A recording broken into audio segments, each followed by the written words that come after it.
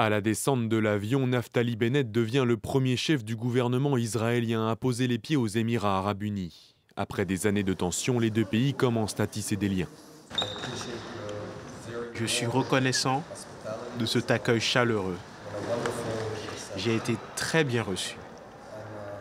Je suis ravi d'être ici, au nom de mon peuple, comme étant le premier dirigeant israélien à effectuer cette première visite officielle. Nous avons hâte de renforcer notre relation. Le rapprochement entre Israël et plusieurs pays arabes a commencé durant l'été 2020, après la signature à Washington des accords d'Abraham. Les Émirats arabes unis étaient alors les premiers à normaliser leurs relations avec l'État hébreu, suivis par Bahreïn, le Maroc et le Soudan. De quoi déclencher la colère des Palestiniens qui dénoncent une trahison. Des mesures significatives ont été prises depuis le réchauffement des relations entre Israël et les Émirats. Depuis août 2020, des vols commerciaux relient les deux pays. En début d'année, chacun a ouvert une ambassade chez son nouvel allié. Et en novembre, les deux nations ont procédé à des exercices navals conjoints avec Bahreïn.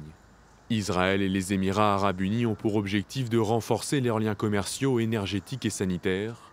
Mais le sujet qui sera au cœur des discussions durant cette visite, c'est la reprise des négociations concernant le traité sur le nucléaire iranien. Les deux pays ne masquent pas leur inquiétude concernant les capacités nucléaires de Téhéran. Israël a même évoqué l'idée de mettre en place une défense conjointe avec les pays du Golfe. De son côté, Abu Dhabi a voulu tendre la main à l'Iran en y envoyant son conseiller à la sécurité nationale pour qu'il discute avec les autorités iraniennes d'une coopération entre les deux pays.